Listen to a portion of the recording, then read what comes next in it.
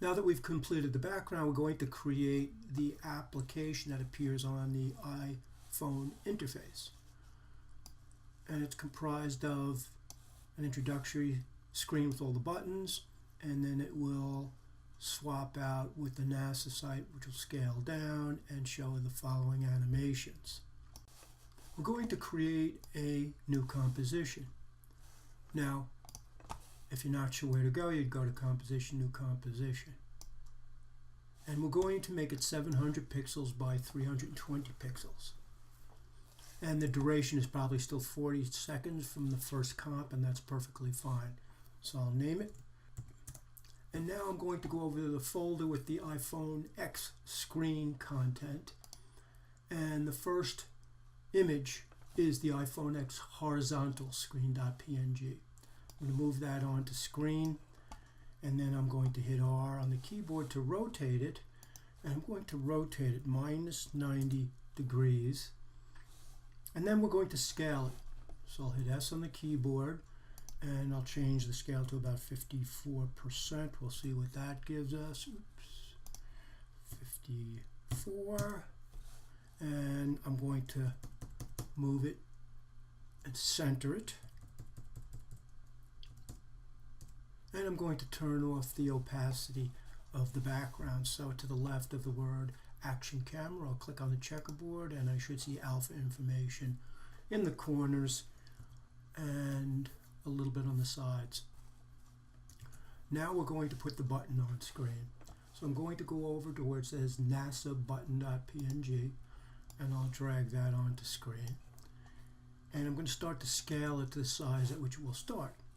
I want it to be the size of the buttons that are on screen already. So I'll drag that down, and I'll zoom in on it to kind of get it a little closer to the scale I need. And I'm going to make it about 27%.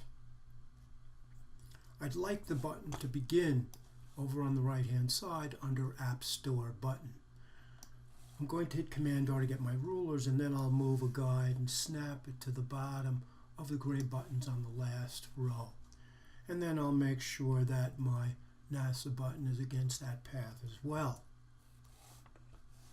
Now with the button layer selected, I'm going to begin my animation. But I'm going to start it at 2 seconds. So I'll punch in 200. At that point, we'll want scale and position. So I'll hit S and then Shift P so that just those functions are available to me. So at 2 seconds, I will drop a keyframe for each of those functions. I'm now going to go to 4 seconds, and at 4 seconds, I'll drag the button shape into the center, and I think I'll scale it back up, maybe to about 70%. And now that I have it scaled up, I'd like to put a couple of effects on it. I'm going to go to Effect, Stylize Glow, and I'll change the glow based on from colored channels to alpha, and then I'm going to change the color A to black, and I'm going to leave the glow radius and the intensity exactly as they are by default. I'm also going to put a drop shadow on this. So now I'll go to Effects, Perspective, Drop Shadow. I'm going to move the distance from 5 to, I guess I'll make it about 30%. And then I'm going to make the softness, I'll reduce that. I'll make that at 50%. And I'll save. So now we've got our button navigating from the right hand side, nice diagonal scales up into the center of the screen. Now 2 seconds from here, we want this whole entire interface to be off screen. So that'll be a position change for the screen itself. But before I do that, I'm going to go up to the curly snail shell that I see at the end of the layer window here for the NASA button. And I'm going to click and drag it over the iPhone X screen.png. And what that means is that when we animate this for position to go off screen, the button will follow and stay where it's supposed to be. So once I've done that, I'll hit P for position for the screen. I'll drop the first keyframe. I'm going to move the second number 6. And second number 6, I'll grab the screen and pull it off, holding my Shift key until it goes just off the very edge. If you're having a hard time seeing the very edge against the checkerboard alpha channel, you can put the black back on until you get the accuracy you want. And now I'm going to save. So if I was to preview what I just did, I'd probably hit N on the keyboard to set the out point for my timeline, tap my space bar, and this is what I should see. The next thing we want to do is animate the NASA site PNG so that it appears as if it is pushing off the interface for the iPhone. And it's happening from the upper left-hand corner.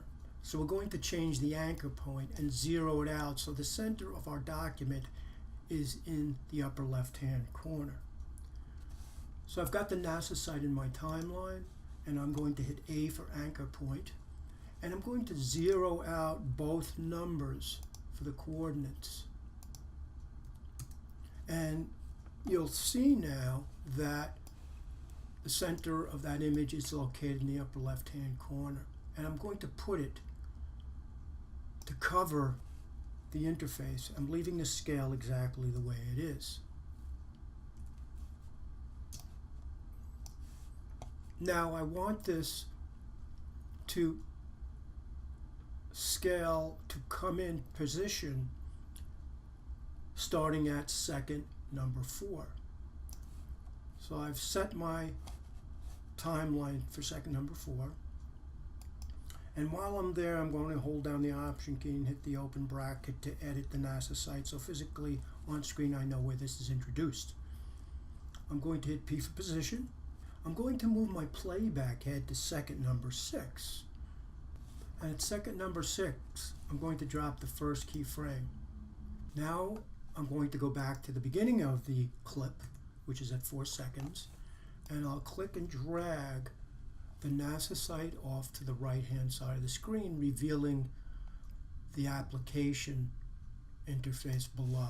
So now if I was to drag through, after the button comes on, it'll appear as if the NASA site has been scrolled, taking the place of the iPhone interface.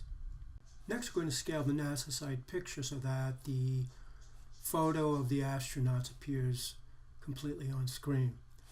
I've got my playback head at 6 seconds, and I'm going to hit S for scale. I'll drop the first keyframe for scale. I'm now going to proceed to second number 8.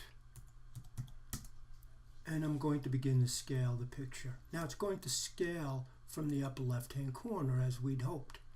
I'm changing the scale to about 74%. Now that we've scaled the astronaut picture onto screen, we're going to take another image from the iPhone screen folder called Moon Screen, and we're going to put that on our comp window, and it will begin at second number 8. So once I've dropped on screen, I'll hold down the Option key and hit the open bracket. Now it's going to appear as if there's an animated GIF going from the photo of the astronauts to the photo of this planet. So I'm going to scale it a bit. I'll hit S, and I guess I'll drop the scale down to about 70%. And I'm going to change the opacity temporarily so I can see through to where I'd like this thing to be located. And I'm dragging it directly over the picture of the astronauts. Now it's going to be a static image. So all we need to do with that layer selected is hit Q on the keyboard to get the masking tool. And I'm going to drag a mask across and over, covering the photo of the astronauts, but leaving the interface of the website intact, so that when we keyframe the opacity of this planet file, it'll appear to be fading in over the picture behind it. I'm going to hit T on the keyboard at 8 seconds, and I'm going to drop the first keyframe for opacity, and I'll reduce the opacity to 0. I'm going to move the second number 10, and at second number 10, I'll make the opacity of the moon picture with that red planet 100% again. So if we were to drag through now, that picture fades in and takes its place. Now the next thing we need to do is we need to have the Hubble satellite fly out of the screen. So if we were to look at the completed tutorial, you can see there goes the Hubble across the screen.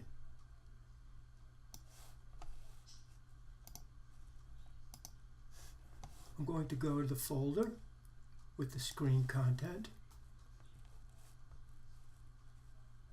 and I'm looking for the satellite.png. I'm going to drag it on screen, and this is going to begin where the planet is fully 100% opaque, which is 10 seconds. So once again, once I have it on screen, I'll option open bracket to clip it where it will first start to be shown. And I'm going to scale it down to 0. And I'm also going to hit Shift P for position. You'll notice that once you scale it down to 0, your file is only represented by a little square box. I'm going to put that in the lower right hand corner of the planet photo. And I'm going to keyframe both position and scale. Now let's move to second 13. Give ourselves 3 seconds to animate that satellite across the interface.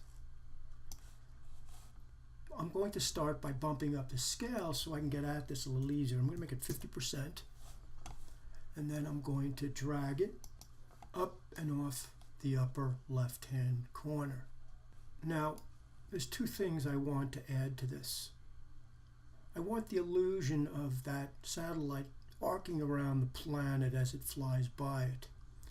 I'm going to put my playback head at roughly second number 11, and I'm going to click on the satellite in the comp window and drag it up to get the arc. And then I'll go to either end just to accentuate that arc. So as if it were flying by, the force of the planet might cause it to change course or control it. Now there's one other thing I want to add. I'd like the satellite to rotate a little bit as it's going off the screen. So I'll put my playback head at 10 seconds, and I'll hold down the shift and I'll hit R for rotation.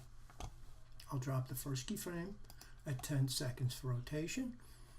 Then I'll go to 13 seconds, and I'll hit W on the keyboard, and I'll put my cursor inside the bounding box in the work area, and I'll tip it to the left.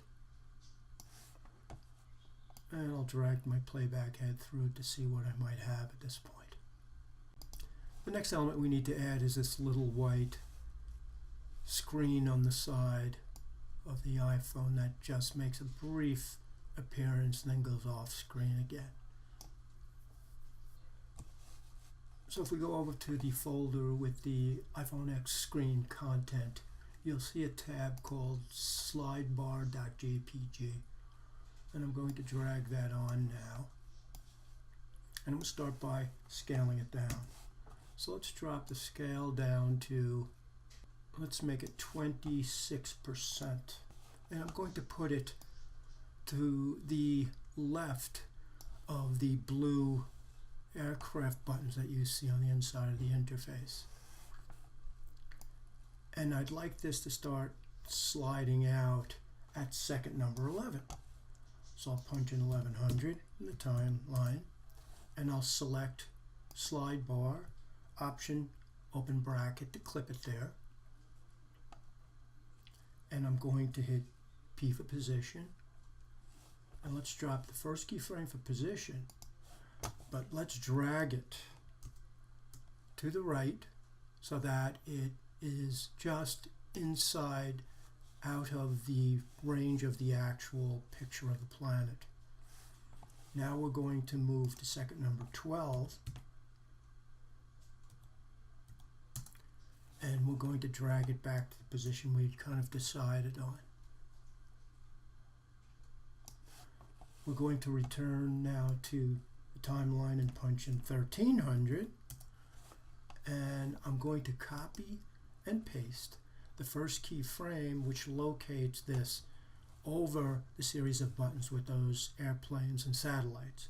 So that's selected in the timeline, hit Command C, and if my playback head is at 1300, I can hit Command V, and what I'm going to see now is a brief appearance where this comes on, slides off back where it was. Now I want it to appear as if it's sliding from behind these other buttons. I'm going to put my playback head at the beginning of the clip, and with it selected, I'm going to layer, pre-compose layer, and I'll reduce the name to slide bar. I'm going to make sure Move All Attributes has been chosen, and then I'm going to click OK, and you'll notice that the keyframes and the little beaded path have disappeared. Now, I left my playback head where this appears at 11 seconds, because if I hit Option, open bracket, I now know where this begins. It's easy to keep track of it. Now I want this to appear as if it's coming from the button menu, the blue button menu here. So I'm going to put my playback head at 12 seconds, and I'm going to hit Q on the keyboard to take me to my layer masks, and I'm going to click and drag around just the white panel, staying away from the buttons, just to the very right edge. Now if I would drag through, it'll appear as if that panel is sliding in from underneath the NASA buttons on the right. Now we're ready to export this movie and put it on the actual animated iPhone X. I'm going to place my playback head at about 14 seconds, and I can see, and I'll hit N actually as well to find my out point, and we've pretty much gone static with our background at that point, and that's what we're looking for. I'm going to go to Composition, Add to Render Queue. I'll click on Output To and name it and direct it to my folder. I'm going to name this iPhone X Interface. And I'm going to click on the lossless in blue next to Output Module. All we have to do is leave it at QuickTime, but where we see channels, we're going to change to RGB Alpha. And I'm going to confirm the format is animation. That will give us the alpha channel. I'm going to turn off the audio because there's no audio, and that allows us to reduce the size of our file a little bit. I'll click OK, and then I'll click on Render.